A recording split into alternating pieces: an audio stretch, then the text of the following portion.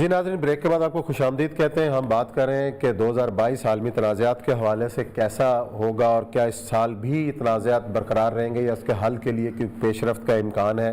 خاص طور پر چین کی اسٹریٹجی کیا نظر آ رہی ہے، اور جس طرح گزشتہ دنوں چین کے صدر نے اپنے سالانہ خطاب میں جو ترجیحات کا اعلان کیا وہ کیا ہے، اور یہ سب چین آپ کو اس 2022 کے اندر کس سطح پر جاتا ہوا نظر آ رہا ہے کہ جو مقابلہ چل رہا ہے، تجارت ظاہرہ مین فوکس ہے، اور خاص طور پر اس کرونا کی وبا کے اندر خاص طور پر جو چین کا جو کردار رہا ہے۔ دیکھیں، چین نے نا اپنے آپ کو ایک لیڈرشپ کے اندر طور پہ ابھر کے دکھایا ہے۔ 2008 میں چین گیا تھا اور وہاں 20-25 دن گزارے تھے، اور ان کے بڑے بڑے لوگوں سے، ان کی میڈیا کے لوگوں سے بھی، پولٹ بیورو والوں سے بھی ملاقاتیں ہوئی تھی۔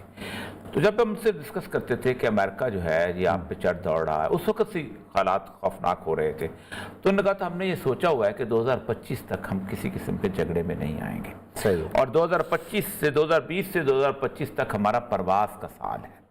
آپ دیکھیں، انہوں نے اس سے پہلے ہی ٹارگٹ سے پہلے ہی پوری دنیا کو اکٹھا کر لیا اپنے ارد گرد۔ 100 کے قریب ممالک کی انہوں نے کانفرنس کی تھی، اور 100 کے قریب ممالک وہ تھے جو چاہتے تھے کہ چین انہیں ٹیکنالوجی کے اندر مدد دے، چین ان کے ہاں ریسورسز اپنے استعمال کرے، ان کا انفراسٹرکچر بہتر کرے۔ ان میں سے یورپ کے ممالک بھی شامل تھے، ان کے اندر آپ دیکھیں لیٹن امریکہ کے ممالک شامل تھے، اس کے اندر مڈل ایسٹ کے مقابل، اس کے اندر سینٹرل ایشیا کے ممالک شامل تھے، اس کے اندر آپ کو ملائیشیا، انڈونیشیا، سری لنکا، بنگلہ دیش، میانمار، اس کے بعد تھائی لینڈ اور ویتنام جیسے لوگ شامل تھے۔ یہ اصل میں چین کی بہت بڑا کام ہے کہ اس نے اتنی سرپلس پیسہ اکٹھا کر لیا ہے۔ اعتراض لوگ کرتے ہیں کہ بہت بڑی پاورٹی، لیکن سب سے بڑی بات ہے کہ چین نے اپنے پورے کے پورے قوم میں سے کم از کم 95% لوگ ایسے ہیں جن کو انہوں نے پاورٹی سے باہر نکالا۔ بالکل، یعنی یہ بہت بڑا معجزہ ہے۔ اصل میں ہوتا کیا ہے کہ جو ویسٹرن کلچر ہے، جو کارپوریٹ سسٹم ہے، اس میں لوگ پاورٹی سے باہر نہیں نکلتے۔ 20 لاکھ کے قریب شیلٹر لیس لوگ ہیں امریکہ جیسی سپر پاور کے پاس۔ اور آپ سوچیں کہ میں وہیں امریکہ میں تھا، میں نے لوگوں سے کہا، میں نے کہا تمہارا بل گیٹس پوری دنیا میں ایڈ تقسیم کرتا پڑتا ہے، ان 20 لاکھ لوگوں کو کمبل بھی نہیں دیتا، وہ اپنے کمبل لے کے خود سوچیں نا کہ سپر پاور ہو جس کے پاس دنیا کی جو میجر کارپوریشنز ہیں، جو اس وقت جو 45,000 کارپوریشن میں سے 80% کارپوریشن انہی کے پاس، تو وہ 20,000 لوگوں کو کھانا نہیں دے سکتے۔ وجہ یہ ہے، وہ کہتے ہیں کہ اگر ہم نے ایک دفعہ ان کو کھانا دینا شروع کر دیا تو پھر ہمارے اس پہ کوئی کام نہیں کرے گا، مزدوری نہیں کرے گا۔ وہ رات کو -20 کے اندر گھوم رہے ہوتے ہیں، شیلٹر ڈھونڈ رہے ہوتے ہیں، چرچ جو ہے ان کو رات کو سونے کو جگہ دیتا ہے، صبح اٹھ کے پھر بیچارے سونے، اور وہ سڑکوں پہ پڑے ہوتے ہیں، جسے وہ کہتے ہیں بنکس کہتے ہیں۔ تو چین نے یہ ثابت کیا کہ نہیں، یہ جو کارپوریٹ کلچر کا ہے جس میں ایک انڈیویجول امیر سے امیر، امیر سے امیر، امیر سے امیر ہوتا چلا جاتا ہے، ایسا نہیں چلنے دیں گے ہم۔ انہوں نے ریاست کو کاروبار بنایا، ریاست کاروبار کرے گی، ریاست باقی لوگوں کے ساتھ کام کرے گی۔ اچھا، شروع میں خبریں آتی تھیں کہ دیکھیں جی وہ چائنیز جاتے ہیں، وہ ایک آدمی ہوتا ہے، اس کو کوئی پرواہ نہیں ہوتی، وہ 100 روپے کی چیز 10 روپے میں بیچ دیتا ہے۔ تو یہاں ہمارے پاکستانی ہمارے کہتے ہیں کہ جی وہ کہتا ہے میرے لیے پروڈکشن ہے، اس کو میں نکالنا چاہتا ہوں، لیکن اس پروڈکشن کو نکالنے کے چکر میں چین نے باقی ساری دنیا کو اپنا غلام بنا لیا۔ اب اس وقت یہ ہے کہ امریکہ کی مارکیٹیں چل ہی نہیں سکتی اگر چین کی بنی ہوئی چیزیں موجود نہ ہوں۔ ظاہر بات ہے وہ اتنی سستی کہاں سے آئیں گی؟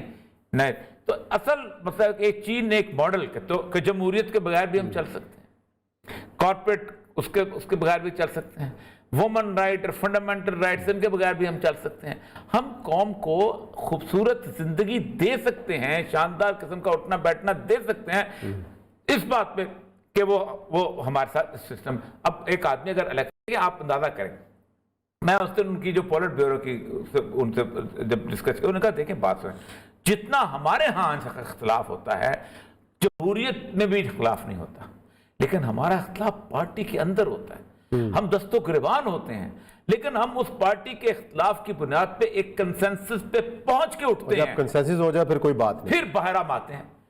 لیکن یہ نہیں ہوتا کہ ہمارے اختلاف نہیں ہوتا، ہر ایک کا تک پیٹر جی کے ساتھ، جنجا بنگ کے ساتھ کس کا اختلاف نہیں ہوا، تو ہمارے چون لائی کے ساتھ اختلاف ہوتے تھے جو کہ ہمارا بہت بڑا لیڈر تھا، جس پر ہم نے ہمارا موضوع تنگ کے ساتھ اختلافات رہے، لیکن اس پارٹی کے اندر یہی بیسیکلی اسلامک پرنسپل ہے کہ ایک بیسیکلی پارٹی، اس پارٹی کے اندر۔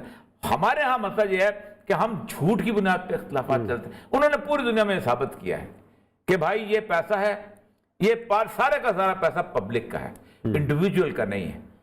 कोई भी आएगा वो पब्लिक पे खर्च करेगा, सही है। अपनी ज़ात पे आप जाके देख लें, जो आप वहाँ से गुजरते हैं, टाइनमेन स्क्वायर से गुजरते हैं, वो जो प्राइम मिनिस्टर का घर और प्रेसिडेंट का घर, वो जो सिंध सिटी है, तो ऐसे उसको सड़क के ऊपर से आप तो गुजरते हुए नजर आएंगे। तो असल में चीन आगे का लीडर है।